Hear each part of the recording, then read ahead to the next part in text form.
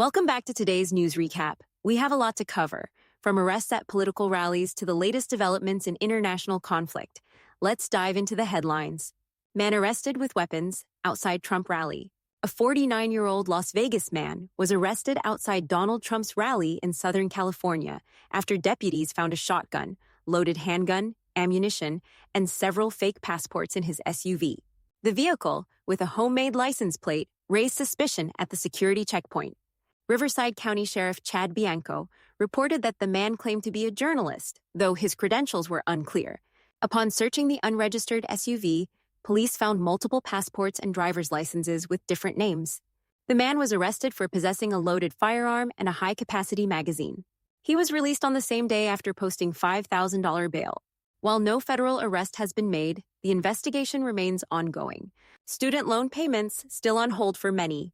A recent report from Intuit Credit Karma shows that 20% of student loan recipients are currently not making their payments. Reasons vary, with some citing financial hardship, while others are holding out hope for another round of government forgiveness. However, experts like Courtney Alev, a consumer financial advocate at Intuit Credit Karma, advise borrowers not to rely too heavily on potential forgiveness programs and to explore other payment options with their lenders. The report follows the blockage of the Saving on a Valuable Education SAVE plan, which was designed to reduce monthly payments and offer a path to forgiveness. Meanwhile, borrowers are feeling the pinch, with 38% depleting their savings to make payments, and many cutting back on spending or postponing major life events like buying a home.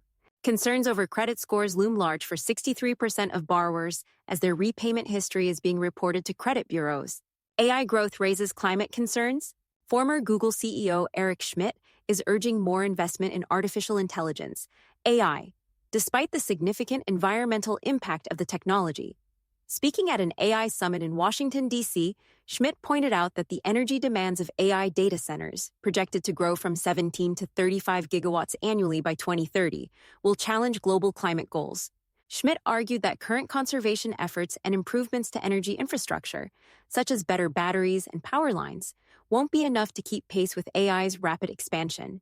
While acknowledging the challenges, he believes that AI may eventually help solve the environmental issues it exacerbates, saying it's better to bet on AI than to restrict its growth.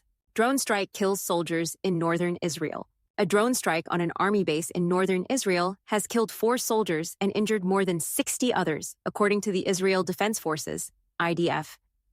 Hezbollah has claimed responsibility for the attack, which they say was in retaliation for Israeli airstrikes in southern Lebanon and Beirut. The base, located near Binyamina, about 20 miles south of Haifa, was targeted by a swarm of drones. The strike caught many soldiers by surprise as it hit a communal canteen during a mealtime. Rescue operations quickly transported the wounded to several hospitals, and while Israeli media was initially barred from reporting details, the IDF later confirmed the full extent of the damage. Emergency responders reported that some of the injured were in critical condition and the situation remains tense as authorities assess the damage. Iran condemns new U.S. sanctions. Iran has condemned the latest round of U.S. sanctions on its oil industry, following Tehran's missile attack on Israel earlier this month. In a statement, Iranian Foreign Ministry spokesperson Esmail Baghei called the sanctions illegal and unjustified, emphasizing that Iran would continue to defend its sovereignty.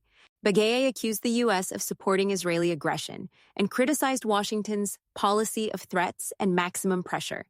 He made it clear that these sanctions would not affect Iran's determination to safeguard its national interests.